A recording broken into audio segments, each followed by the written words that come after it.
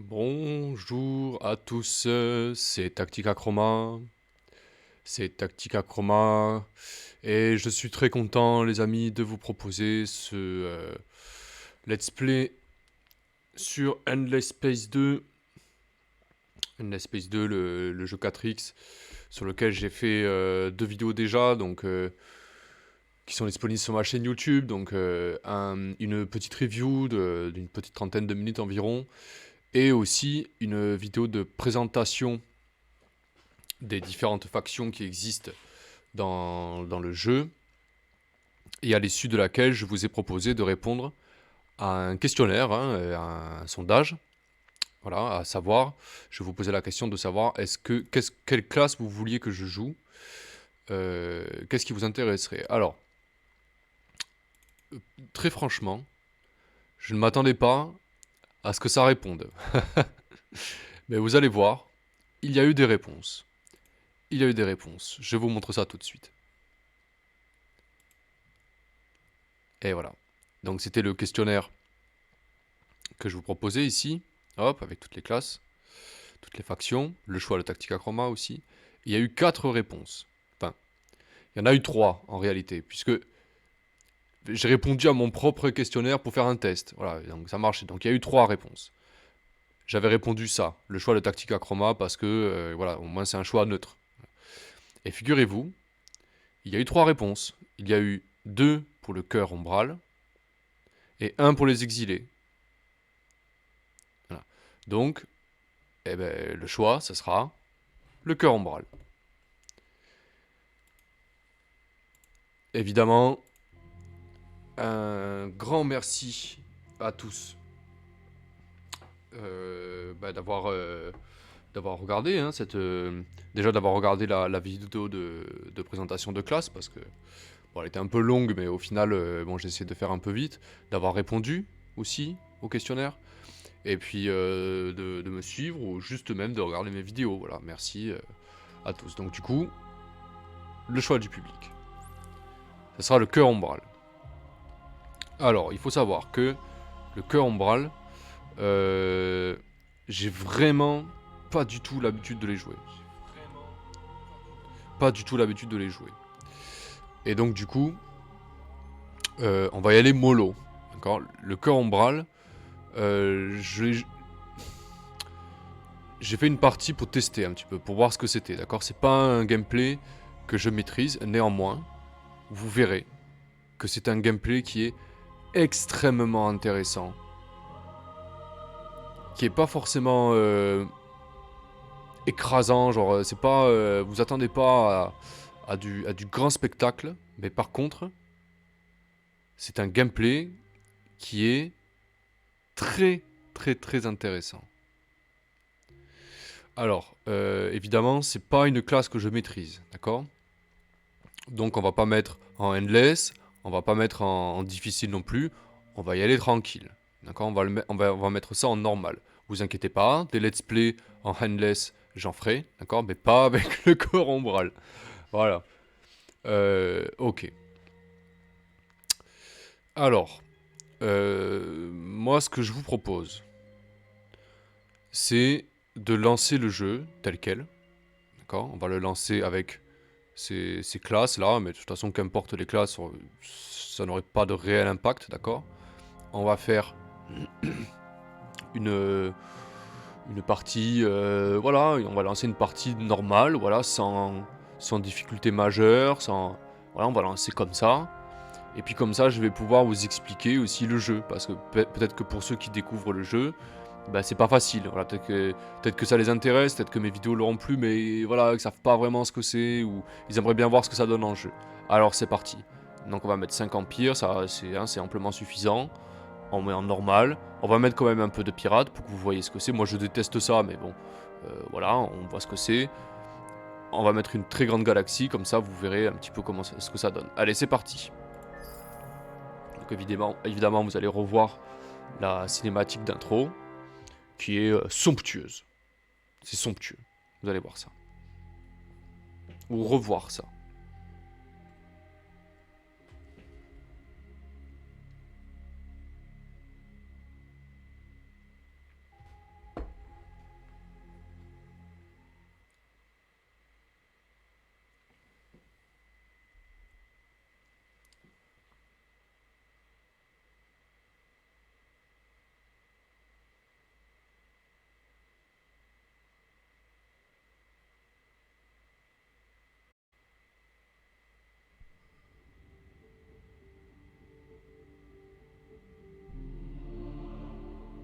as long as we could remember, the cosmos was quiet, peaceful, until one shattering day we heard the death cry of a galaxy.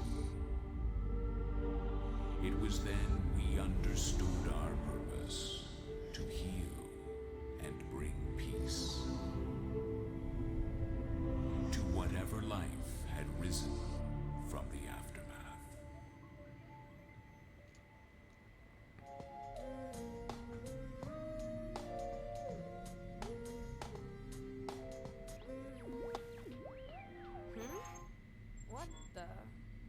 What is that? Command, this is Pioneer 9. I'm picking up something weird. Over. Pioneer 9, this is Command. Nothing registering on our end. Can you confirm? Over. Command, there's definitely something out there. It looks alive. It's getting closer. It's coming in! Say again, Pioneer 9? Pioneer 9, say again.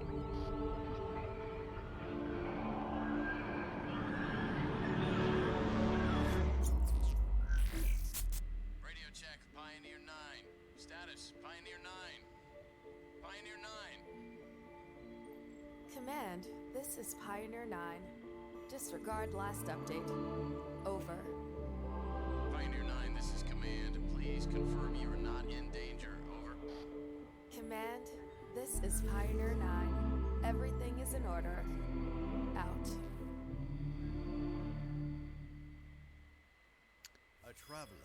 Je ne m'en lasserai jamais de ces cinématiques. Vraiment, elles claquent.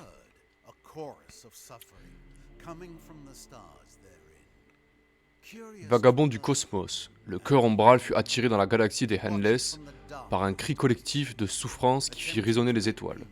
Curieux d'apprendre et de soigner, il observe depuis les lieux les plus obscurs et tente de faire la paix avec sa nouvelle nature discordante.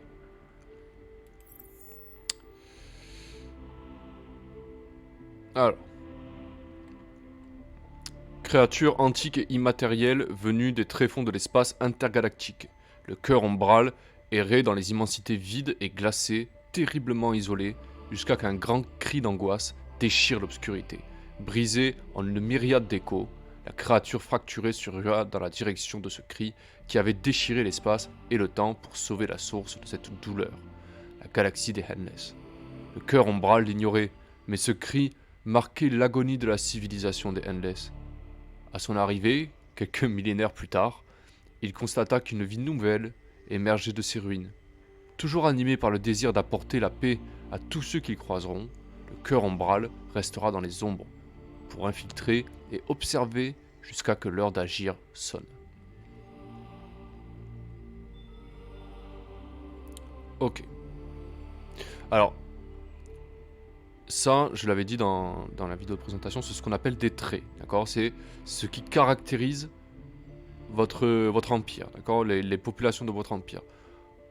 On verra ça plus tard, d'accord? On va voir ça dans pas longtemps, mais on verra ça plus tard. Parce que je vais pas commencer à rentrer dans les détails là, parce que si je rentre dans les détails là, je vais vous paumer, d'accord? Et c'est dommage, parce que Endless Space 2, c'est un jeu qui est quand même relativement simple, contrairement à d'autres jeux 4X, donc... mais il faut le prendre dans l'ordre. Alors il faut savoir que chaque faction a un gameplay qui lui est propre. Et leur gameplay à eux, c'est celui-ci. Dans les ombres. Créature immatérielle venue des profondeurs de l'espace, le cœur ombral parcourt la galaxie depuis son système unique et caché, Nexus. Mais il peut également établir des sanctuaires pour observer d'autres formes de vie avec plus d'attention. En cas de catastrophe, le cœur peut déplacer le Nexus d'un autre système. Et ça, mine de rien, c'est extrêmement puissant. C'est très utile, ça. Vous allez le comprendre pourquoi. Allez. Alors, le monsieur, il est gentil, mais je vais prendre le relais. Il m'a expliqué ça tout à l'heure. On reviendra le voir, parce qu'il y a des notions qui sont un peu compliquées à comprendre et surtout à expliquer. Donc lui, il le fait très bien. Endless Space. Donc voilà comment ça se présente. Vous êtes... dans une galaxie. Bon là, on a choisi cette forme de galaxie, mais il y en a d'autres. Hein. Vous êtes... Au début, vous commencez sur un système, votre système mère. Donc nous, c'est celui-ci. Et donc la particularité du cœur ombral, c'est qu'ils n'ont qu'un seul système. Et ils le garderont jusqu'à la fin. La deuxième particularité, c'est que ce système, ils peuvent le déplacer. Ils peuvent le déplacer d'un endroit à un autre. On verra comment. D'accord ? Parce que c'est pas si simple. Ok. Alors là, bon, c'est généré aléatoirement, d'accord ? Il n'y a pas un endroit en particulier où vous êtes, mais c'est généré aléatoirement. Et là, on a de la chance, parce que, là vous pouvez le voir, on commence directement sur une étoile à neutrons. Une étoile à neutrons, en fait, c'est un endroit où on voit, sur la gauche là, qu'il y a des effets. D'accord. Effet, bon, plus 1 étoile, bon, ça on verra, plus 1 ça on verra aussi. Bataille spatiale, voilà, moins 100% de capacité de bouclier sur le vaisseau, ça c'est évidemment c'est pour les ennemis, et 25% d'XP supplémentaire sur les flottes, ça c'est pour nous. Voilà. Ok. Alors, comment ça se présente, cette affaire-là ? J'aimerais bien que l'overlay il dégage en haut, parce que, enfin le petit truc il dégage en haut, parce que là vous le voyez pas vous, mais moi je le vois, c'est assez gênant. Bon, c'est pas grave. Alors, comment ça se présente, ce jeu ? D'abord, les ressources principales. Voilà. Dans ce jeu, il y a 3 ressources, entre guillemets, principales. L'argent, ou ils appellent ça la brume. La main-d'œuvre. La main-d'œuvre, c'est ce qui permet d'alimenter... alors, contrairement à ce qu'on pourrait penser... C'est pas celle qui va travailler dans des usines machin, non, c'est ce qui va remplir vos vaisseaux. C'est mal traduit. Je trouve que c'est mal traduit. Et l'influence. L'influence, ce sont des points de diplomatie, d'accord ? C'est des points qui vont vous servir à interagir avec les autres empires ou les factions mineures. Et ensuite, il y a donc ça, ce sont les ressources principales, d'accord ? Donc il n'y a pas 40 000 ressources. Il y en a quelques-unes, mais pas là. Les ressources principales. Ensuite, il y a les ressources dites stratégiques. C'est des minerais précieux. Le titane, l'hyperium, l'adamantium, okay, l'antimatière, l'auricalcix et le quadrinix. Ça, ce sont 6 ressources stratégiques. Elles vont vous servir à développer à construire des bâtiments, améliorer vos vaisseaux, construire des vaisseaux.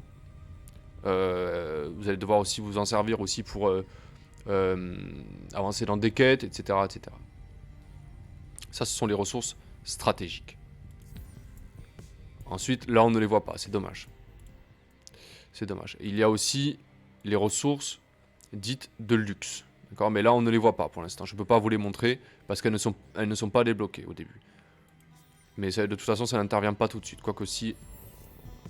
non, on n'a pas de gisement, c'est dommage. Ok. Ensuite, le résumé de l'Empire. Alors, quand on clique dessus, là, on a le résumé de l'Empire. C'est-à-dire, bon, là, on n'a qu'une seule colonie. D'accord ? On n'a qu'un seul système qui nous appartient. Mais, au fur et à mesure qu'on va avancer, il va y en avoir plusieurs. Voilà. Ensuite, on a donc le design de notre personnage, Cœur Ombral, qui est assez stylé quand même, hein, on dirait une espèce de démon, enfin c'est vraiment, c'est la classe. Ok. Le système politique, parce qu'il y a des systèmes politiques, donc là c'est une démocratie, mais il y a les démocraties, il y a les républiques, il y a les oligarchies et il y a les dictatures. Ce sont plusieurs systèmes politiques qu'on peut changer au fur et à mesure de l'histoire, mais c'est un peu plus technique, d'accord ? On va pas en avoir besoin forcément tout de suite. Une démocratie, c'est-à-dire que notre population a le droit de vote, et suivant quel parti, parce que c'est des partis en fait qui fonctionnent, mais on le verra, je vais pas me lancer, quand on y sera je vous le montrerai. Donc, Cœur Ombral, donc ça c'est les espèces qu'on joue, d'accord ? Le gameplay, celui dont on a parlé tout à l'heure. Alors, qu'est-ce qu'il nous explique de plus? Possède un système d'origine caché situé dans un point spécial que l'on peut déplacer d'un point à un autre, mais non sans frais. Voilà. Ne peut pas... Voilà. Là, on commence à avoir plus de détails sur notre gameplay. Ne peut pas coloniser notre système de façon normale, mais peut placer des sanctuaires cachés sur des planètes. On le verra, ça. Peut enlever des agents infiltrés dans d'autres populations ennemies pour les ramener dans son système d'origine en tant que population améliorée. Ça, c'est un truc que je n'ai pas encore tout à fait compris. Je vais le découvrir avec vous. Le cœur ombral est immunisé à la conversion par influence. Ça, c'est un peu technique aussi. Mais on peut attaquer ces vaisseaux en guerre froide, même dans son système d'origine. D'accord. Ça, ce sont les traits. Mais ça, c'est pareil. Une fois que j'aurai expliqué toutes les ressources, on va y revenir sur ces traits-là. Parce que là, si je vous explique ça comme ça, vous n'allez pas comprendre. Ensuite, c'est l'approbation. L'approbation, c'est ce qu'on appelle, c'est le bonheur, hein, tout simplement, d'accord. 52%. Bon, ils sont satisfaits, d'accord. Ça pourrait être mieux, mais ils sont satisfaits. Et alors, plus la population est heureuse, plus ça va vous apporter des bonus. On le voit, bon là pour l'instant il y a 0 parce qu'ils sont satisfaits, d'accord. Mais s'ils étaient heureux ou extatiques, d'accord, voilà, ils sont vraiment super contents, ça aurait donné des buffs. Et ça, c'est le nombre de systèmes que l'on peut coloniser, sur lesquels on peut avoir une influence. Ok. Il est très important ce menu, il est... voilà. Ok. Victoire. Alors, il faut savoir que comme dans n'importe quel autre 4X, il y a des types de victoires. Des victoires par score. Voilà. En d'autres termes, si je mets mon curseur ici, on voit que les empires qui sont en jeu ont un score, c'est-à-dire le nombre de bâtiments que vous construisez, les vaisseaux que vous avez, voilà. C'est un score qui gonfle au fur et à mesure de la partie. Il peut être réduit aussi. Mais je trouve que c'est absolument pas représentatif du gameplay. Une victoire par score, c'est juste du bol, quoi. Voilà. Ce n'est absolument pas représentatif du jeu. Vous pouvez avoir un score pitoyable en milieu de partie et défoncer les autres en fin de partie. D'accord ? Ça ne veut rien dire, ce score-là. Enfin, rien dire. En fait, ça vous donne une idée approximative, voilà, de là où vous en êtes, quoi. Voilà, par rapport à ça. C'est vraiment approximatif, quoi. Les victoires par merveille. Les merveilles, ce sont des bâtiments que l'on construit. D'accord ? La victoire par économie, c'est-à-dire plus vous générez d'argent, plus vous allez avoir de chances de gagner, d'avoir cette victoire-là. Mais de toute façon, ça c'est pareil. Vous pouvez générer énormément d'argent. Ça veut rien dire. D'accord ? Ça ne veut rien dire. Par science, alors là c'est pareil, c'est les factions forcément qui ont de l'avance en science, et ben forcément elles vont gagner. D'accord ? Donc c'est pas, ça veut rien dire ça aussi, c'est pareil. Par contre, là où ça a du sens, c'est les victoires par conquête, d'accord ? Et suprématie, c'est pas la même chose. Conquête, c'est vous avez conquéri tous les systèmes, toutes les bases, tous les mondes natals, natal de tous les empires. Voilà. Ou par suprématie. Suprématie, c'est ah non, c'est le contraire, pardon. Conquête, non, ça c'est le monde natal de chaque empire, c'est suprématie, et conquête, c'est plus de 60% de la galaxie. Voilà. Quand vous avez plus de 60% de la galaxie, on considère, à juste titre, que c'est bon là, ça va le faire. Ok ? Voilà. Donc moi, ce sont ces deux types de victoires que je vise dans toutes mes parties. Les autres, franchement, ça n'a aucun sens. Ça n'a aucun sens. D'accord ? Vous pouvez avoir toutes les merveilles que vous voulez, ça ne veut pas dire pour autant que vous allez gagner. Par contre, si vous avez plus de 60% du territoire, de la galaxie, ah ouais, ok, d'accord, c'est pas la même chose. Bref. Des musiques toujours incroyables. Hein. Le système politique.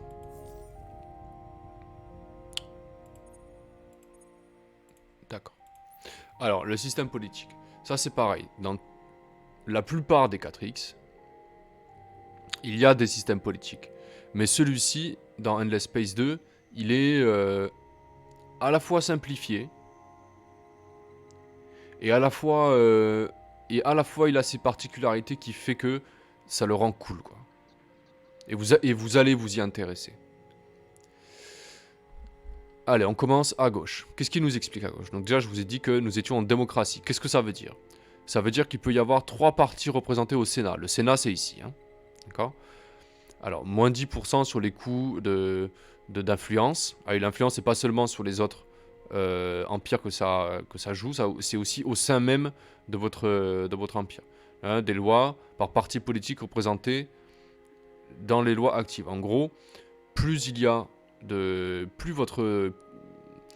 partis représentés, moins les coûts d'influence, moins les lois que vous allez proposer seront chères en coûts d'influence.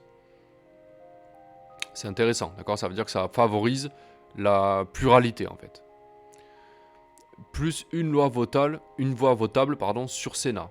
Les lois votables, elles sont ici. On le voit ici. D'accord? Il y en a une en plus. Alors, 1 d'approbation, 1 de bonheur par personne sur les systèmes. En gros, les gens, ils sont contents d'être en démocratie. Ils ont leur mot à dire, d'accord? Donc, ils sont contents. Il faut le voir comme ça. Réduisez de 50% le coût pour passer... Ah oui, voilà, pour passer une nouvelle loi. D'accord. Alors, on peut changer de gouvernement. Vous voyez, il y en a 4. Dictature, fédération, enfin, ou une oligarchie, moi j'appelle ça comme ça, et une république. Voilà.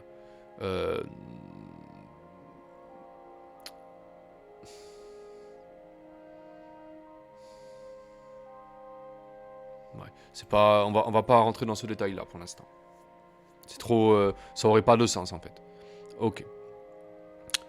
Le Sénat, on voit ici qu'il y a 2 partis représentés, les scientifiques et les pacifistes. Les pacifistes sont majoritaires pour l'instant. Voilà. Et voilà. Alors, il faut savoir qu'il y a en tout 2, 3, 4, 5, 6. Il y a 6 partis qui sont, voilà, pour lesquels on peut voter. Les pacifistes, les écologistes, les religieux, les militaristes, pardon, les industrialistes et les scientifiques. Les scientistes, ils appellent ça. Mais, ouais. Voilà. En gros, ce sont des partis qui vont donner une orientation à votre jeu. Quand un parti est majoritaire en démocratie, il y a une loi qui se met automatiquement, une orientation. D'accord ? Celle-ci, par exemple. Là, ce sont les pacifistes qui sont au pouvoir. Et qu'est-ce que ça nous dit, là ? En fait, les lois, ce sont des passifs ou des actifs que vous avez. Qu'est-ce que ça dit ? Le règne du bien. Un gouvernement galactique moderne réagit généralement selon les désirs de ses citoyens, en liant le salaire et les avantages au pacifisme et à la promotion de relations positives et amicales. On crée un cercle vertueux qui récompense et met donc en place l'action pacifique.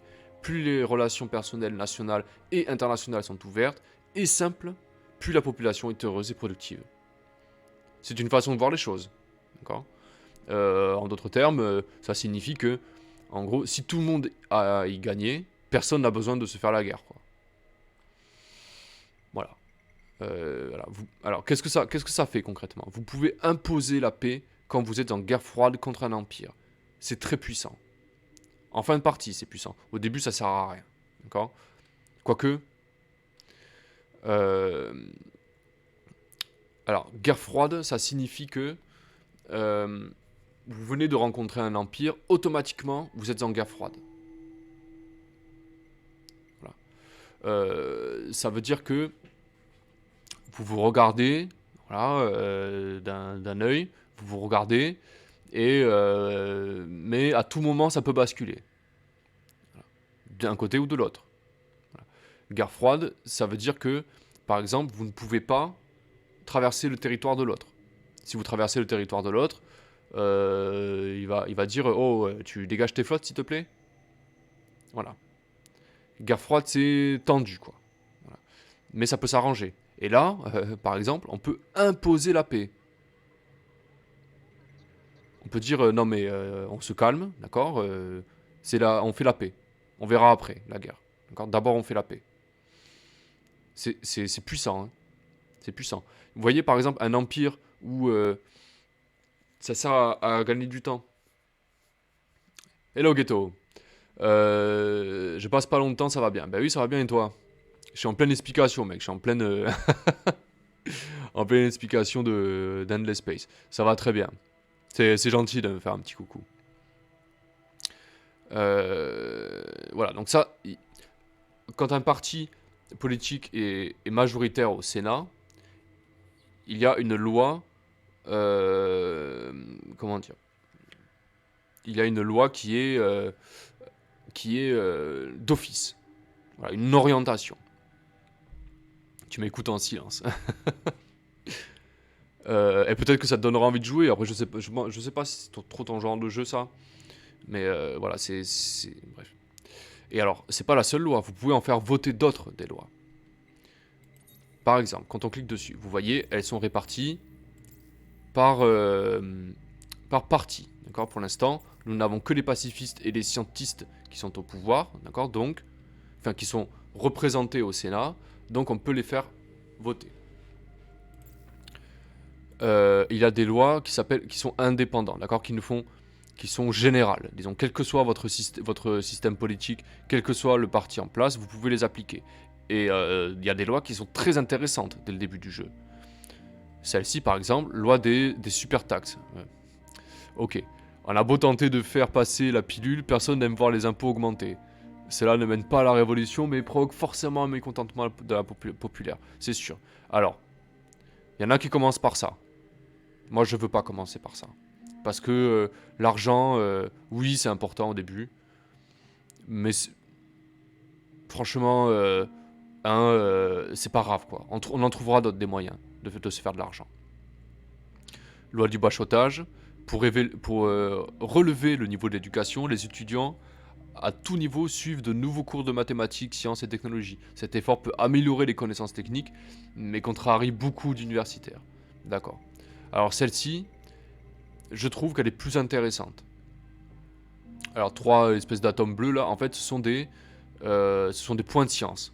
D'accord. En gros, vous augmentez par tête, là on le voit, hein, par population, la science, mais vous réduisez de 2, d'accord. Mais c'est moins lourd que de faire ça. D'accord, parce que là c'est 20 direct. D'accord, c'est pas par tête, c'est 20 points directs. D'accord, donc ça fait mal, quoi.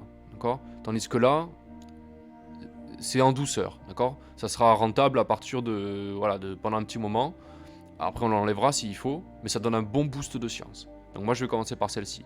Et l'autre, c'est, en gros, en gros, vous rendez votre population heureuse. Par contre, vous produisez moins, d'accord. C'est-à-dire que voilà, vous favorisez les divertissements, mais niveau industrie, bon, vous êtes à la ramasse un peu, d'accord. Mais même celle-là, elle est intéressante. Franchement, c'est sympa, quoi. 20 de... On peut combiner les deux, par exemple. Vous voyez, vous pouvez faire celle-ci et celle-ci. Comme ça, là, vous perdez du bonheur, mais vous gagnez des sous. Et là, vous le regagnez, mais vous perdez un peu d'industrie. Comme ça, vous gagnez des sous, vous perdez un tout petit peu d'industrie, mais le bonheur, il reste le même. Vous voyez, on peut combiner ces lois-là. Donc moi, je commence déjà par celle-ci. Ok. Et on va essayer de mettre aussi... peut-être celle-ci. Voilà, comme ça, on va compenser le bonheur par celle-ci. On va gagner moins 10%. Alors, les engrenages, c'est l'industrie. D'accord, ça, je vais y revenir aussi. L'industrie, mais on perd pas grand-chose au final. On gagne juste de la science et du bonheur, quoi. C'est très fort de commencer comme ça. Les partis politiques, ils sont représentés comme chez nous, hein. Ils sont représentés par ce qu'on appelle des hommes politiques, d'accord, enfin, des leaders. Et les leaders, en voici un. Lui, c'est le leader des... Tu joues quelle race? Le cœur ombral. J'ai suivi l'avis du public et c'était le cœur ombral. C'est pas la plus facile, mais je vais relever le défi bravement. Des leaders. Donc lui, le leader des pacifistes, c'est lui. D'accord. Mais les héros, pareil. Je vais y revenir tout à l'heure. Et les héros, en fait, ils sont pas juste là pour représenter. Ils apportent des bonus aussi. C'est pas grave, hein. C'est rien, Ghetto, t'inquiète pas. Voilà. Ils apportent des bonus, d'accord. Mais ça, on le verra aussi tout à l'heure. Ok, donc là, pour l'instant, les scientistes, ils n'ont pas de représentants, mais c'est parce qu'il n'y a pas encore de héros qui ont une tendance scientiste, d'accord. Mais ça viendra peut-être. Et enfin, le dernier écran, c'est recensement. C'est votre population, d'accord. Ça, c'est un écran sur lequel qui est très intéressant. Détail. Voilà, on voit ici il y a plusieurs choses qui sont intéressantes. Déjà, on a ce dont ce que j'ai montré tout à l'heure, hein, d'accord? C'est-à-dire les différents partis qui existent. Ok. Alors, on a le détail de la population, à la fois observateur et infiltré. Le cœur ombral cherche à comprendre et soigner la galaxie, d'accord? C'est pas des énervés. Le cœur ombral, ils sont pas là pour écraser impitoyablement toute la population, d'accord? Ils sont là pour calmer le jeu, quoi. D'accord. Ça me plaît, comme esprit, ça me plaît. Alors, une population réagit aux événements politiques afin d'augmenter ou réduire les effets. Ouais, d'accord. Ok. Alors, le trait de cette population, c'est-à-dire ses tendances, d'accord, ils sont pacifistes. C'est pour ça qu'ils sont majoritaires au Sénat. Ils sont antimilitaristes, d'accord. C'est pas du tout la guerre, c'est pas leur truc, quoi. Et ils sont curieux. Curieux, c'est vous transformez les événements pacifistes en événements scientistes. Voilà, la sagesse apporte la grandeur. Par la recherche, l'étude et l'échange du savoir, nous atteindrons la grandeur. Ça, c'est tout à fait mon style de pensée, quoi. Mais voilà, c'est vraiment le choix du public, ça. Voilà, bref. Alors, il faut savoir que les populations aussi, elles ont des, euh, des statistiques, d'accord, des trucs en plus, différents, disons. Par tête, elles produisent un point de science, et ça, c'est ce qu'on appelle la bande passante. J'y reviendrai tout à l'heure. Cette barre, elle est intéressante. Ça veut dire que là, pour l'instant, ils ne sont que 2, je crois. Hein, voilà, ils sont 2. Quand ils seront 10, ça va débloquer quelque chose. Quand ils seront 20, ça débloquera quelque chose. Et quand ils seront 50, ça débloquera autre chose. Voilà.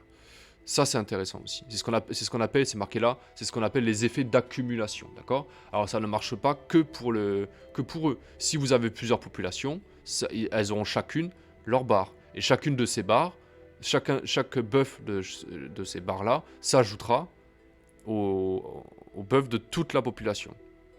C'est très intéressant ce menu. Dernière chose, ça je vous l'ai expliqué aussi quand j'ai présenté les différentes factions. Vous avez la possibilité de doubler les effets, ces effets-là. Vous pouvez les doubler, d'accord, en utilisant ce qu'on appelle des ressources de luxe. Vous voyez, on va y revenir à ces ressources de luxe. Quand on les a, on clique dessus, hop, et ça double. C'est très puissant aussi. Allez, ce menu c'est bon.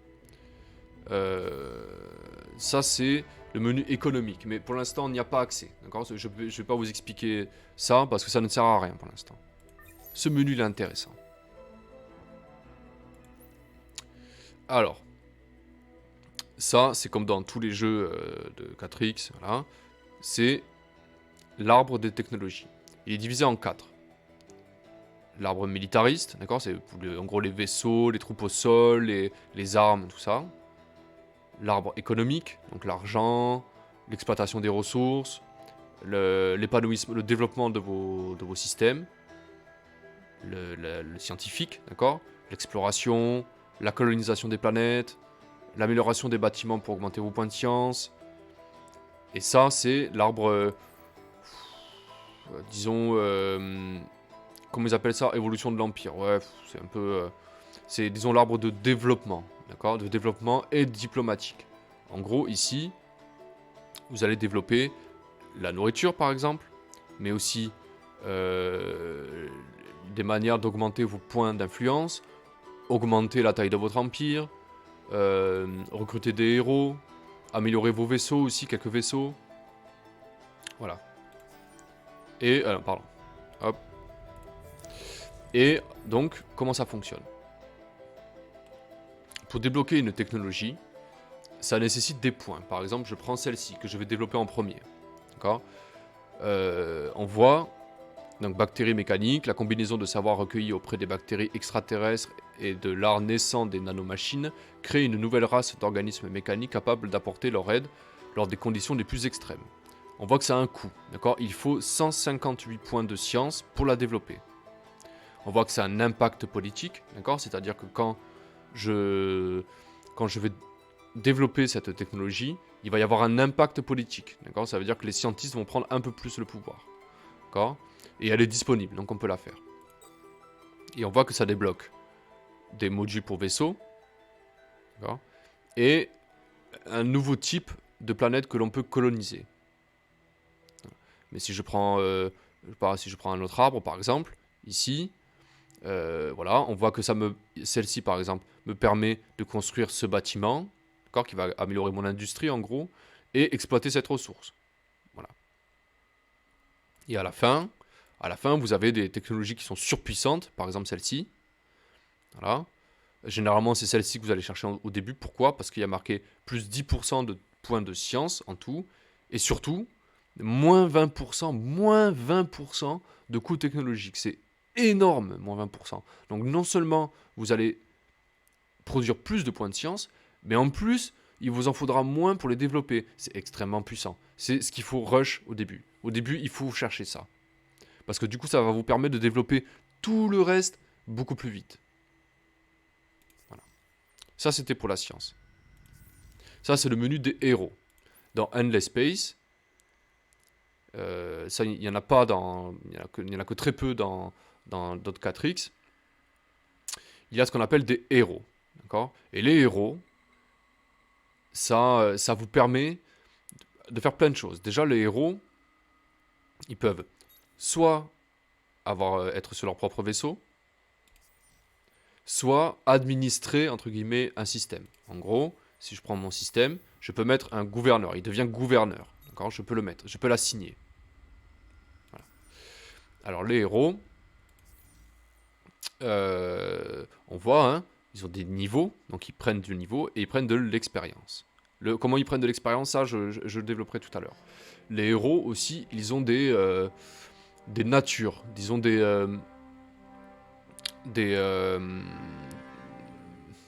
classes, entre guillemets. Voilà. Bon, lui, il est sénateur, on l'a vu tout à l'heure. Hein, il représente le parti pacifiste au Sénat. Cœur ombral, donc c'est sa nature, d'accord. Il va avoir des compétences spécifiques au cœur ombral.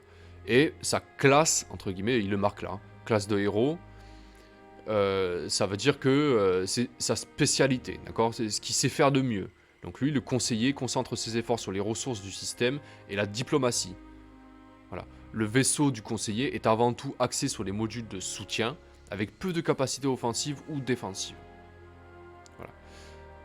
Alors, il faut savoir que les héros, ils ont un arbre, eux aussi, ici, de compétences, qui est divisé en 3. D'accord. Le premier axe, c'est ce que tous les héros possèdent. Tous les héros de la galaxie ont cet arbre-là. Ça, c'est l'axe du cœur ombral. C'est spécifique aux capacités du cœur ombral. Voilà. Et ça, c'est spécifique aux conseillers. Tous les héros, quelle que soit leur classe, quelle que soit leur race, pardon, s'ils sont conseillers, ils auront aussi cet arbre-là. C'est très bien fait, je trouve. C'est logique, disons. Moi, je trouve ça logique. Alors, il faut savoir que les héros, ils ont aussi des bonus de base. Par exemple, ici, on voit compétences de départ, d'accord. Ils ont, quand ils sont en flotte, enfin affectés à une flotte ou sur leur propre vaisseau, 10 PV de flotte sur 10 PV. En gros, vos vaisseaux sont un peu plus résistants, d'accord. Et quand ils sont sur un système, ils génèrent 10 bruts d'influence. Voilà. On les retrouve ici, ces buffs. Voilà. Donc quand ils vont prendre du niveau, on va affecter ces points-là dans les différentes... voilà. Quand il prendra un niveau, on y reviendra dessus. Alors les héros, ils ont aussi des vaisseaux. D'accord. La classe quand même. Ok. Et on voit, donc ici, c'est le nombre de PV. Ça, c'est la fameuse main-d'œuvre dont je vous parlais au tout début. D'accord. C'est ce qui va. En gros, c'est la garnison, enfin l'équipage. D'accord. Ça, c'est ses points de déplacement. Hyper important, les points de déplacement. Et ça, c'est le nombre de commandements. En gros, vous ne pouvez pas avoir une flotte gigantesque dès le début. D'accord. Au début, vous avez des toutes petites flottes et après, vous pouvez en avoir des plus grandes. Il n'y a que 2 types de dégâts. Et merci les gens d'amplitude, parce que ça simplifie les choses, hein, je vous assure. Les projectiles, donc les mitrailleuses, les lance-roquettes, les canons, et l'énergie, les lasers, les rayons à ions, voilà, ce genre de truc. Donc, ça c'est les points de dégâts totaux, d'accord? Et ça en fait c'est une barre qui va des tendances. Donc là il est full projectile. On voit, hein, il a 2 mitrailleuses, d'accord?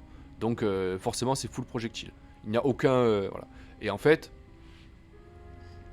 et là c'est la défense, d'accord? Donc là il n'a que des coques blindées, et c'est des coques qui vont résister aux tirs de mitrailleuses et lance-roquettes, etc. Voilà.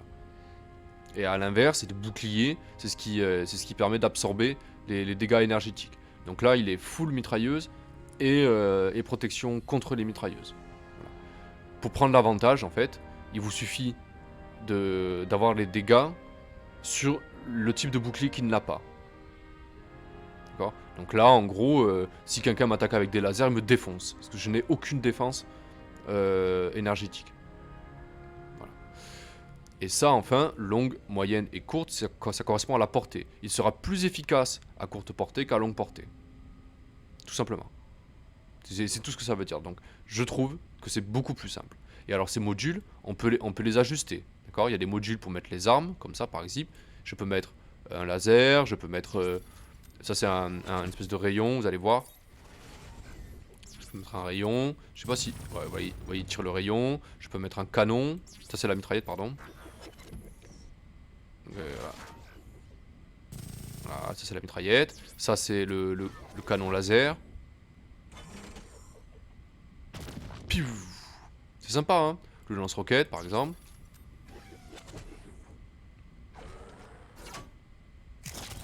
Voilà. C'est marrant, hein. Et des modules donc d'attaque, des modules de votre blindage, en gros. Ok. Les soutiens, d'accord. Donc le déplacement, les moteurs, en gros. Ça, ce sont des sondes pour explorer. Ou de la réparation, mais il y en a d'autres, hein, des soutiens. Et ça, c'est pour mettre des escadrilles, d'accord, des chasseurs, mais bon, hein, c'est pas... voilà, bref. Ok. Ça, c'était les héros. Comme ça, je vous ai expliqué les vaisseaux en même temps, vous voyez. Alors, Endless Space aussi, c'est un jeu où il y a des quêtes. Bon, là, pour l'instant, on n'a aucune quête, d'accord, mais ça va venir, vous inquiétez pas. Et ça, c'est la situation diplomatique. Mais il faut rencontrer des empires pour ça. Ok. Ensuite. Le développement... Alors, il faut savoir dans ce jeu que vous ne contrôlez pas une planète, comme dans Stellaris, vous contrôlez un système. D'accord ? Par exemple, notre système.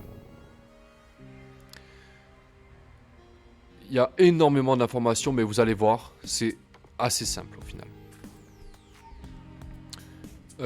1, 2, 3, 4, 5 planètes, entre guillemets, parce que c'est pas vraiment des planètes ici, mais voilà. Il y a des systèmes où il n'y en a que 3, il y a des systèmes où il n'y en a que 4, il y a des systèmes où il n'y en a que 2 ou 1, voilà. Là, il y en a 5. C'est vraiment pas la meilleure classe pour, pour vous expliquer le fonctionnement, hein, parce que, bref, c'est pas grave. Donc, il faut savoir que les systèmes produisent des ressources. De la nourriture, de l'industrie, des sous, ça c'est les ressources principales qu'on a vu au début, les sous, les points de science qu'on a vu, et de l'influence. C'est quoi ça ? D'accord, on s'en fout. Alors on peut les automatiser, mais moi je ne le fais jamais ça. D'accord, je préfère perdre 10 minutes à faire un tour, mais le faire moi-même plutôt qu'automatiser, hein, j'ai horreur de ça. Ça c'est le menu population, on les voit ici nos populations. Cette musique extraordinaire.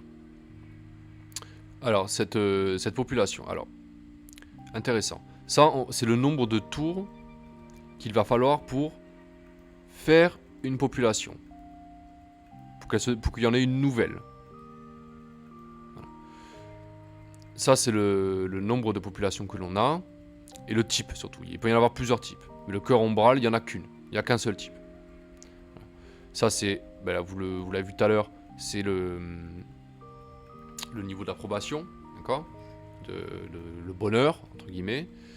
Et alors le bonheur de l'Empire, le bonheur global de l'Empire, ce n'est pas la même chose, ne donne pas les mêmes buffs. Si tout notre empire est satisfait, ça donne de l'or et de la science. On le voit en bas. Si c'est sur un système, ça donne des points d'influence et de la nourriture en plus. Voilà. Le système politique, les sensibilités politiques, d'accord, c'est-à-dire les tendances politiques. Donc là, c'est pacifiste, forcément. Du pain et des jeux, on s'en fout, ok. D'accord, ça c'est le menu en gros qui récapitule les gouverneurs, si on veut mettre un héros. D'accord. Et ça c'est une mécanique du cœur ombral, j'y reviendrai tout à l'heure. Alors, un système, il faut qu'il se développe, d'accord. Pour ça, il vous faut construire des bâtiments. D'accord. Ils sont là, les bâtiments. C'est des cartes, en fait, que vous avez en main. Et voilà. Alors, qu'est-ce qu'on a comme bâtiment au début? Donc, de la science et des sous. De la nourriture et de l'industrie. D'accord. De la nourriture, de la science encore. Et des vaisseaux. Alors, quelle que soit la faction que vous allez faire, au début, vous allez construire ça. Parce que ça donne de la nourriture, d'accord. Donc vous allez pouvoir vous développer votre population plus vite. Et ça vous donne de l'industrie. Parce que les bâtiments, vous avez vu, celui-ci par exemple, le réseau de drones. Donc quand on le construit, ça fait 10 de nourriture et 10 de l'industrie. Ça a été up ça, parce qu'au début, tout début du jeu, ça ne faisait pas ça. Et ça a un coût. Vous voyez, 160. Voilà. Ça, 6 tours. C'est long, 6 tours. D'accord. Mais ça va s'accélérer, ne vous inquiétez pas. Donc, on fait ce bâtiment déjà, d'entrée. C'est comme ça. Et ben c'est pas mal. Alors évidemment, vous pouvez coloniser les autres systèmes, d'accord. Quand vous colonisez, vous avez vu, hop, vous ajoutez à la liste. Vous pouvez les terraformer aussi. Bon là c'est un peu particulier, parce que c'est pas des planètes, d'accord. C'est plus des habitats un peu... vous voyez, quand on zoome, voilà, c'est des espèces d'habitats, voilà, mais c'est le cœur ombral hein, qui veut ça, d'accord. C'est... Voilà. Par contre, au passage, hein, il y a du background, quoi. Hein. Il y a de quoi lire, hein. Il y a vraiment de quoi lire. Hein. Alors, on voit que les comment dire, les planètes n'ont pas toutes des productions, ont des productions différentes. D'accord. Par exemple, celle-ci et celle-ci sont différentes. D'accord. Celle-ci produit un peu plus de science que celle-là. D'accord. C'est les deux aussi là. Ok. Ensuite, les planètes, elles ont des caractéristiques. D'accord. Elles ont des natures. Elles sont froides et stériles. Voilà. Il y en a qui peuvent être tempérées et fertiles, chaudes et stériles, chaudes et abondantes. Enfin voilà, ça change. Mais comme ce sont des immatériels, forcément, ils s'en fichent hein, de savoir si... voilà, eux, ce sera forcément froid et stérile. Aucune autre espèce ne peut vivre là. D'accord. C'est ce qui fait la caractéristique du cœur ombral, d'accord, du peuple immatériel. Alors c'est pas tout. Les planètes, elles ont aussi, parfois, pas toujours, elles ont des anomalies, ce qu'on appelle des anomalies, c'est-à-dire des effets de climat, des événements qui font que ça va ou ajouter des buffs, ou enlever des buffs. Par exemple, là on n'a pas de bol, là, on a vraiment un système pérave, quoi. Il n'y a que des trucs merdiques, quoi. Celle-ci, par exemple, fondation médiocre, voilà, c'est une anomalie néfaste. Voilà. La construction de ce croissant fut précipitée et les pannes y sont fréquentes et nombreuses. Voilà. Là, il y a marqué... alors, -1, espèce de carré, là. En fait, ça correspond à nourriture, construction, or et science. D'accord, voilà. Tac. Donc, ça c'est pas cool, hein. Ensuite, c'est quoi ça? Alors ça c'est bien et pas bien, voilà. Anomalie complexe, voilà, c'est construction matérielle créée par un être immatériel. Il arrive que ce croissant oscille et perde sa matérialité quelques instants. C'est compliqué, hein. Bien que cela soit pratique pour comprendre la matière elle-même, cela peut s'avérer pénible lorsqu'on voit disparaître de manière imprévisible les structures qu'on essaye d'assembler. Ouais, c'est vrai que... Voilà. Alors, on voit que ça donne plus de science, hein. par tête, donc parce que voilà, on imagine que ça intrigue un peu, voilà, donc ça pousse à la science. Par contre, pour construire, c'est moyen, quoi. Hein, c'est clair que c'est chiant, quoi. Voilà. Il y en a d'autres, hein. Pseudo-atmosphère, voilà. Une pseudo-atmosphère est apparue pendant l'assemblage de ce croissant. La manière dont la lumière la traverse crée des images uniques, si fascinantes que même les esprits les plus scientifiques deviennent des esthètes. Voilà, en gros, c'est quelque chose qui... voilà, ok, ça les fascine, mais par contre, ça pousse pas trop à réfléchir, quoi. Hein, donc, ça peut se comprendre. Hein. Ok, alors là, du coup, ça fait quoi? Un de bonheur, d'accord, donc ils sont contents. Un influence, ça c'est cool aussi. Et 2 de science en moins, par contre. Ça, c'est chiant. Mais on voit que ça compense, d'accord? Parce que là, ça faisait 2, et là, c'est moins 2, donc ça compense. Ok. Et il y en a d'autres comme ça. Il y en a des bénéfiques aussi, hein, je vous rassure. Ok. Ok. Alors, ceci étant dit. Donc là, je vais vous expliquer. J'ai fait simple, hein, je vous assure, j'ai fait simple. Les mécaniques du jeu, d'accord, comment l'interface, comment ça fonctionne. Alors maintenant, il faut qu'on s'intéresse à notre population, d'accord. Donc on va aller dans le menu Empire. On va revenir aux fameux traits dont je parlais au tout début. On va les regarder les uns après les autres et on va essayer de faire une synthèse à peu près de ce qu'on peut comprendre, d'accord. Voilà. Alors, population immatérielle. Les spectres de cœur ombral se manifestent de manière minimale dans l'univers physique. Les réserves de main-d'œuvre connaissent une croissance restreinte. Ok. Alors, moins 75% de nourriture en main-d'œuvre.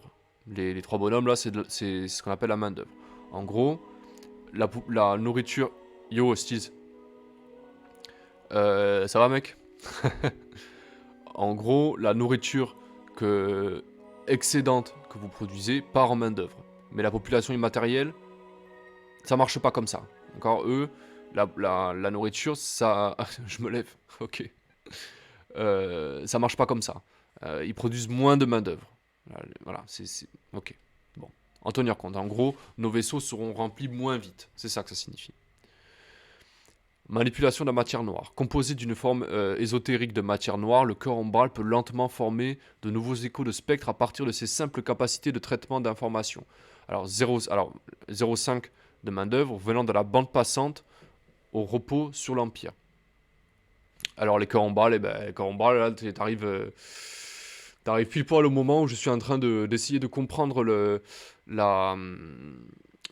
l'aspect général de la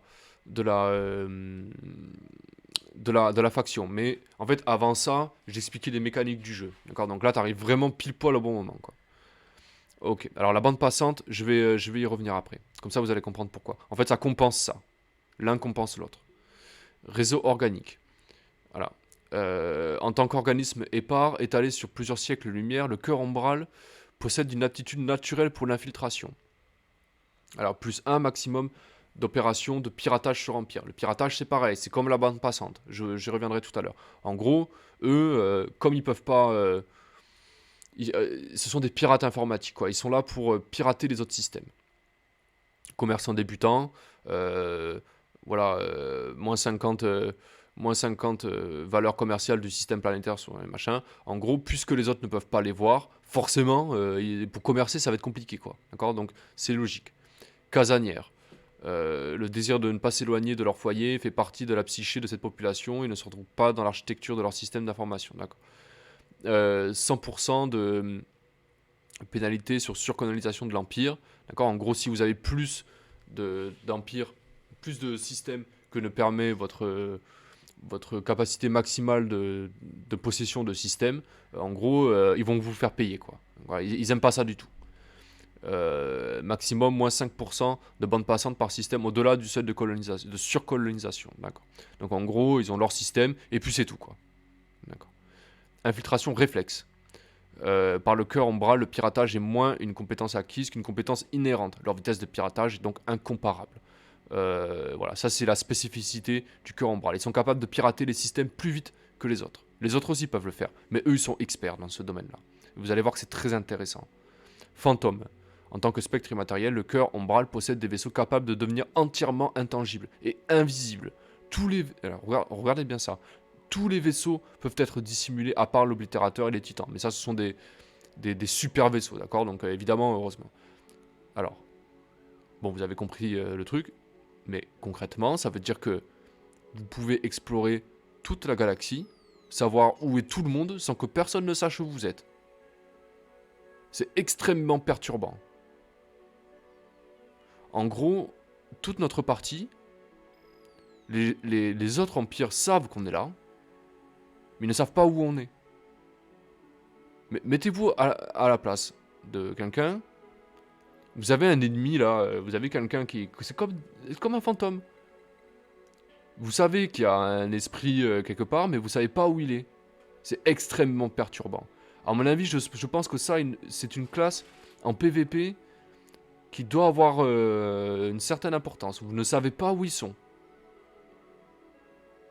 C'est-à-dire que vous vous faites pirater votre système, vous vous faites envahir, mais vous ne savez pas où ils sont. D'accord. Ok, c'est extrêmement perturbant. Et c'est très puissant. Infiltration exploitée. Alors, en s'appropriant des cycles de calcul inutilisés dans les implants cybernétiques, objets connectés ou machines machin, le cœur ombral augmente sa puissance de piratage. Alors, plus 1, bande passante, par infiltré sur Empire. Alors, les infiltrés, ça c'est une mécanique que je n'ai pas encore tout à fait compris. Ouais. Donc, on verra ça plus tard. Mais à mon avis, c'est cheaté. Hein. Voilà. Alors, mine de titane, ça signifie que vous avez d'entrée de jeu du titane sur votre système. C'est plutôt cool. Hein. Hyperium, pareil. Goût coûteux. Alors, 100% de coût de luxe de développement sur le système de l'Empire. Ça, c'est les ressources de luxe. Donc, j'y reviendrai plus tard. Ok. Alors, xénobiologie. Ça, c'est une technologie de l'arbre technologique qui est déjà développée. Ils l'ont déjà. D'accord. Déjà, je vais y revenir. Aménagement planétaire, c'est pareil. Ok. Donc, rien qu'avec le trait, on sait comment ça fonctionne. Maintenant, je vous montre le système de piratage. Enfin, il faudrait d'abord que je trouve un système pour vous l'expliquer. Donc, voilà comment ça va se passer, ce let's play. En gros, je le rappelle, nos vaisseaux sont invisibles. Ça signifie qu'on peut explorer toute la galaxie sans que personne ne sache où on est.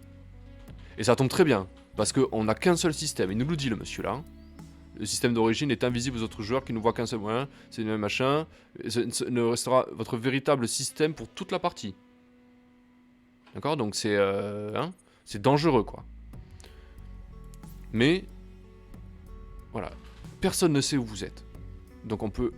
quand vous allez traverser les autres empires avec vos vaisseaux, personne ne saura que vous êtes passé par là. Donc vous pouvez explorer la galaxie de fond en comble, sans que personne ne sache que vous l'avez déjà fait. Vous savez où sont les autres, mais les autres ne savent pas où vous êtes. En stratégie, c'est extrêmement important ça. Hein, si je fais le parallèle avec Tactical Advance, c'est comme si toutes vos unités étaient invisibles, mais que vous voyez les autres. Et que quand vous tapez les ennemis, ils ne vous voient pas. D'accord? Bref. Donc en gros, ce qu'on va faire au début, on va pas chercher la merde, ça sert à rien. D'accord? On va pas chercher à assouvir les autres, on le fera après ça. D'accord? Mais au début, pendant un long moment, on ne fera pas ça. On va explorer la galaxie, on va se faire plaisir. On va se faire plaisir. On va explorer toute la galaxie. De fond en comble. Et rappelez-vous de ce que je vous ai dit en review, enfin si vous l'avez vu, sinon allez-y. Celui qui explore le jeu plus vite que les autres, il gagne la partie. Voilà. Vous allez comprendre pourquoi. Donc ce qu'on va faire, c'est qu'on va plutôt favoriser cet arbre-là. On peut développer notre technologie tranquillement. On n'a pas besoin de se défendre. Ils savent pas où on est. Ils ne savent pas où on est. On n'a pas besoin de s'épuiser à fabriquer des vaisseaux de guerre. Donc on va développer notre technologie. Et notre capacité à développer des technologies. Comme ça, quand on sera en guerre, on aura toutes les ressources, on aura tout ce qu'il faut pour se battre. Voilà. Donc on va tranquillement explorer la galaxie, développer notre système. D'accord ? Et puis, advienne que pourra. Ok ? Alors, pour explorer la galaxie, on a d'entrée de jeu deux vaisseaux espions, entre guillemets. Donc on va les fusionner pour n'avoir qu'une seule flotte. D'accord. Et surtout, on va y inclure notre héros. Ok. Voilà. On va améliorer son vaisseau, d'accord, pour qu'il soit plus efficace. On a un tout petit peu d'argent, on va en profiter. On va lui mettre une sonde en plus, d'accord, pour qu'il puisse explorer. Et on va lui mettre aussi un moteur en plus. Voilà, pour qu'il puisse accélérer un peu. Hein. Ok. Il va pas nous rester grand chose comme sous, mais je vous l'ai dit, hein, au début l'argent, hein, il suffit juste d'être dans le positif, le reste c'est pas grave quoi. Donc, notre héros, quand il va explorer les systèmes, il va gagner de l'expérience. Il gagne de l'expérience quand il découvre notre système et quand il trouve des anomalies. On va allez, Amstram, Gram, Piqué, Pique, et Coléram, Bourré, Bourré, Ratatam, Amstram, Gram. Allez, par là. Voilà, premier système. Alors, on voit les vaisseaux, ils ont des capacités à faire. Celle-ci, lancer une expédition. En gros, vous allez envoyer les sondes qu'on a équipées sur notre vaisseau pour aller explorer le système. Donc quand on clique dessus, hop, on voit un état général du système en tout. C'est très bien fait, hein, soit dit en passant. Ah, tiens, elle est bizarre celle-là. Hein. Ok. Donc là, on a l'état général du système. Ok. Et ces petits points-là, ce sont des... Ils appellent ça des curiosités, d'accord? Ce sont des choses qu'il va falloir explorer. Donc, quand on clique dessus, hop, il y a une sonde qui s'en va, et on va l'explorer ça. Et là, vous avez un menu qui apparaît. Alors, votre analyse de curiosité, atmosphère, sur la planète, machin, a réussi. On a découvert quoi? On a découvert une anomalie bénéfique. Alors, ça change, hein, voilà. 2 de nourriture et 1 d'approbation. C'est cool. Et ça, c'est une carte tactique. En gros, quand vous allez faire des combats, vous avez des possibilités tactiques. Mais on verra ça plus tard. Mais on le prend, hein, on le prend. Ok. Il y en a une autre là. Allez, on regarde.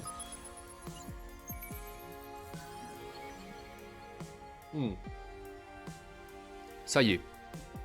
On a une ressource de luxe. Alors, les ressources de luxe. Il y en a un paquet hein, de ressources de luxe. Les ressources de luxe servent à... Comment dire? À améliorer vos systèmes. D'accord?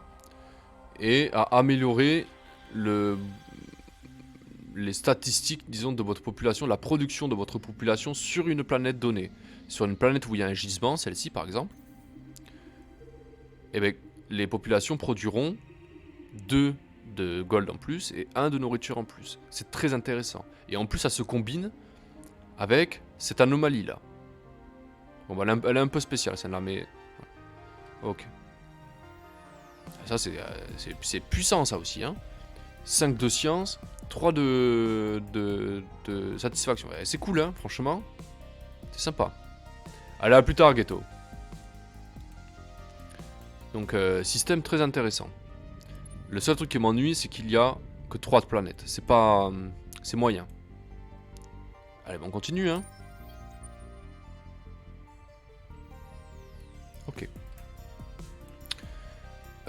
Donc là, je vous montre le système de piratage. Bah non, je vais attendre de trouver un système correct et je vous montrerai ça. Et voilà, on passe son tour. Ça, c'est une spécificité de ce jeu-là aussi, hein. Dans Stellaris, c'est du temps réel. Là, c'est... Endless Space, c'est du temps... Hein, on a le temps, quoi. On n'est pas pressé. Alors, ce bouton-là, c'est pour continuer... Pour cliquer pour ordonner à tous les vaisseaux de continuer leur déplacement. Lui, on l'a demandé de continuer cette ligne-là. Donc, on appuie dessus. Hop. Il continue. Encore un autre système. D'accord. Et décidément, j'arriverai pas à vous montrer le système de piratage. Hein. Ok. Donc là, il n'y a rien de particulier. Hein. Ça a pris un tour. Ok. Dans 9 tours, on aura une nouvelle population. Ensuite, Là, nos vaisseaux, bon, ils sont pas encore prêts. Bon, ok. Allez, on a rien d'autre à faire. Hein. Hop. Ah oui, pardon, piratage. Mais on verra ça après. Ça m'intéresse pas de pirater ça. Vraiment, ça m'intéresse pas. Ok, là on voit. Ici, là, vous aurez toutes les notifications. Ici, on voit que notre héros, il a pris un niveau. Ça tombe très bien. Alors du coup, je vous explique. Je vous explique ma stratégie. Je ne vais pas améliorer sa capacité à explorer la galaxie. Je vais améliorer sa capacité à administrer une population. Voilà, parce qu'on va en avoir besoin. Donc il va prendre du niveau, d'accord? Mais il va prendre du niveau pour administrer la population. Donc on va aller chercher plutôt des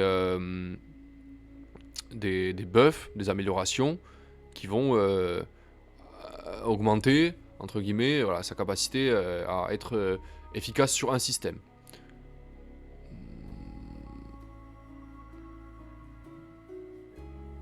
Ah, c'est intéressant ça. Naufragé cosmique. En gros, il gagne plus d'expérience quand il est sur une flotte. On va lui mettre ça plutôt. Allez. On continue. Hop, on part par là, hein, qu'importe. Allez, celui-là, il est plus intéressant déjà. Alors d'abord, on va attendre de savoir ce qu'il y a dessus avant de le pirater. On pirate pas n'importe quoi. Hein. Ok. Oui, je sais, je vais l'expliquer ça. Après, c'est un let's play un peu long, donc... voilà, j'essaierai de terminer là-dessus. Alors, moyenne atoll. Ok, bon, elle est cool, hein, cette planète. Il y a beaucoup de trucs à récupérer dessus. Hein. D'accord. Là, c'est pareil, il y en a beaucoup. Ok. Ok, il y a une anomalie qui est sympa. Et là, il y a une ruine. Bon, ok. Donc c'est parti. 2, 3, on en a 8, hein, je crois, des sombres, bref. Alors là, on a eu quelques points en plus de science. Ça nous a permis de gagner un tour. Là, on a eu des ressources de luxe. Hein, plus 2 d'industrie, 1 de bonheur. C'est sympa, ça. Ok, c'est quoi ça? Moisi bleu. Moisi bleu, c'est ce qui permet... là, ça améliore la science, hein, mais là, ok. C'est sympa, ça. D'accord. Plusieurs lunes. En gros, voilà, il y a un emplacement de population supplémentaire et des points d'influence. Encore des gisements, ok. Et du titane, ça c'est sympa aussi. Ok. Hop, c'est pas fini, hein. On en a d'autres des sondes encore. Hein. Hop.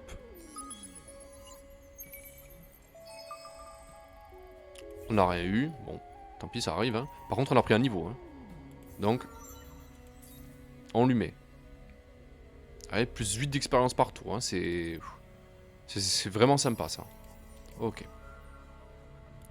Alors le piratage. On va le pirater celui-là. Alors le piratage, ça se passe dans ce menu. Voilà. Bon, il nous explique, mais je pense avoir compris l'essentiel. Alors, vous pouvez pirater des points que vous ne possédez pas. Le piratage vous permet de perturber vos ennemis. Vous pouvez l'utiliser pour prendre le contrôle de nouvelles planètes, pour surveiller vos ennemis, les affaiblir, voler leurs ressources. Et le plus cool, c'est que c'est anonyme. Pour commencer un piratage, cliquez sur... Ok. Donc, cliquez sur le système de départ, d'accord. D'accord, ok, il n'y a rien qui change. Alors du coup, pour pirater, vous allez devoir prendre un système que vous contrôlez vers un système que vous ne contrôlez pas. Donc je vais prendre mon système et je vais le faire glisser. Ça fait quoi ça? Vers un système que je ne contrôle pas. Celui-ci. Dans 5 tours, il sera piraté. Et quand il sera piraté, je pourrai, disons, j'aurai des choix à faire. Oui. Voilà. On voit ici, dans 5 tours, ça sera piraté. Alors la bande passante, elle est là, la bande passante. Qu'est-ce que c'est la bande passante? En fait, la bande passante, c'est la quantité d'actions que vous pouvez faire en matière de piratage. Par exemple, si je veux me défendre moi-même contre le piratage. Je clique dessus, cryptage, ici. Voilà, mon propre système. On voit que la bande passante, elle est consommée. D'accord? Voilà, c'est comme votre débit en fait. Voilà. Et donc forcément, à la fin du jeu, ou au fur et à mesure qu'on va avancer, il y aura plusieurs actions à faire et ça va consommer de la bande passante. D'accord? C'est un peu spécial, mais c'est très intéressant. Ok. Donc là, dans 5 tours, là, je l'enlève parce que ça me consomme de la bande passante pour rien, mais c'était pour vous montrer. Dans 5 tours, j'aurais piraté ce système-là. Et alors, le cœur ombral, quand il pirate des systèmes, ils peuvent s'y installer, entre guillemets. Donc on va continuer notre exploration, hein, on n'est pas pressé. Hein. D'accord, fin de tour. Allez, encore un truc à pirater, ouais mais franchement, ça m'intéresse pas. On peut en faire 2. On a une action en plus que les autres. Les autres nations, les autres empires, ne peuvent pirater qu'un seul système à la fois. Nous, on peut en pirater 2. D'accord? Donc c'est mieux déjà. On passe un tour encore, ça sert à rien, de toute façon. Hein.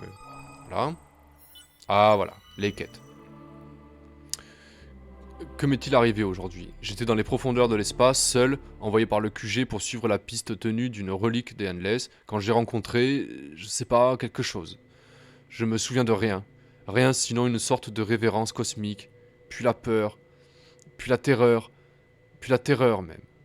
Lorsque je réécoute ma conversation avec le QG, la peur que j'entends dans ma voix me donne la chair de poule. Mais le pire, c'est de m'entendre répondre que j'ai dû faire un rêve. Ma voix n'est pas ma voix. J'ai peut-être passé trop de temps dans l'espace. Je devais arrêter de traquer des reliques d'Endless. Je devais peut-être renoncer à ma foi cœur ombral. Nous venons ouvrir la consolation, mais le premier organisme local des pèlerins a réagi à notre présence avec horreur.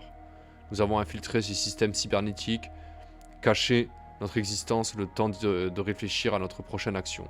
Et maintenant, nous regardons l'organisme avancer dans les profondeurs stériles de cette galaxie antique sans comprendre comment ça gestale le contrôle. Nous savons que l'organisme pèlerin désire trouver les artefacts d'une race éteinte de longue date. Nous pourrions peut-être l'aider. Ailleurs, nous sentons d'autres organismes troublés de douleurs et de conflits. La sensation est étourdissante. Nous n'aurons pas d'harmonie tant que la galaxie ne sera pas immobile. Mais comment faire? Faut-il rester dans l'ombre ou entrer dans la lumière? Voilà, en gros, ça raconte l'histoire de la personne qui se fait posséder au début. Hein. Elle rentre chez elle et qu'est-ce qui s'est passé quoi? Et elle se fait posséder en fait. Et là, du coup, une autre mécanique du jeu, des quêtes. On a un choix à faire. Ou on choisit une récompense ou une autre. Alors, soit on se révèle, d'accord, ça veut dire on montre au monde qu'on existe, soit on reste planqué, d'accord, ou on gagne des sous, ou on gagne des ressources. Les deux sont intéressants.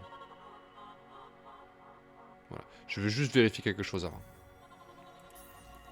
Vous savez le buff là de population. Ouais, donc c'est pas cette ressource là, donc on s'en fiche. On va plutôt faire la quête, on va la faire ah zut. On va faire la plus simple, d'accord, se cacher. C'est découvrir 10 autres systèmes, ça va, hein, c'est pas compliqué. Voilà. Ok. Donc, poursuivons notre aventure. Là, il y a un truc à récupérer. On va voir.